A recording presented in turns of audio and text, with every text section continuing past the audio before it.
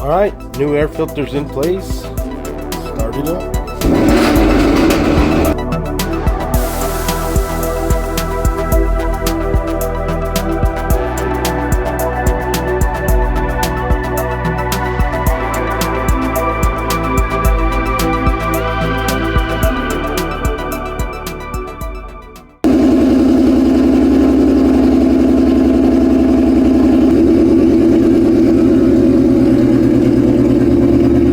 Alright guys, I hope you like that cold start, but let's talk about the new and improved open air element intake. So last time you guys saw it, it looked like this.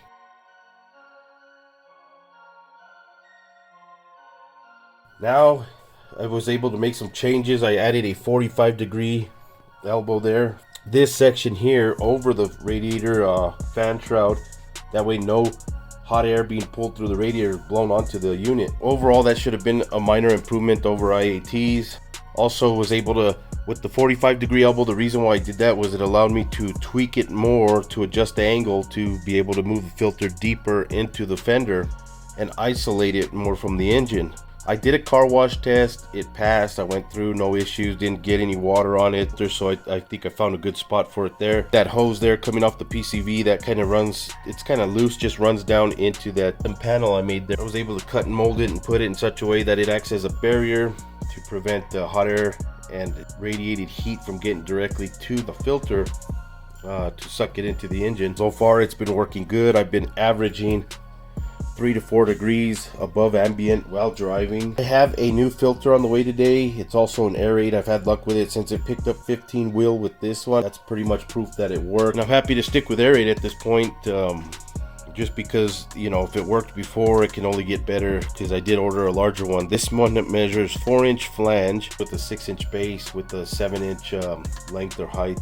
But the 4-inch flange is something that I'm going to stick with on the new filter. It's coming today. I went with a yellow one this time. This one's red. I went with yellow just because it'll be easier to visually inspect for how dirty it is and maintenance it correctly, because the red is a little tough to tell. I mean, when it gets darker, you just over time can't tell how the red color is supposed to be. It is going to maintain the 4-inch flange, the 6-inch base, and it will have a 9-inch length, and it'll sit deeper in the fender well area behind the headlight there. But no issues whatsoever so far. The car is idling perfect. I was actually lucky enough to go and find some actual E85 back at the pump, tested it 85 spot on.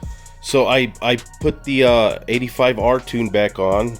Maybe I'll do a run with camera on the speedometer, just kind of let you guys see what's happening here. Again, the gains on this, the last time the car was on the dyno with the setup I had before this, was 15 wheel was the gain over the stock airbox. And not only was the power increased throughout the entire pull, but it maintained more power higher into the RPM band, which definitely can be felt in the top end and during the shifts, especially if you're in drag mode. So I'm very happy with it. Hopefully it's going to just improve upon the design here. It's awesome to see my thought become a reality. Just a little bit of ingenuity here in the garage, and it's working out. FedEx showed up, and here we, for the time being. And now you got a better idea compared to that. Yeah. Awesome. Alright, new air filters in place. Start it up.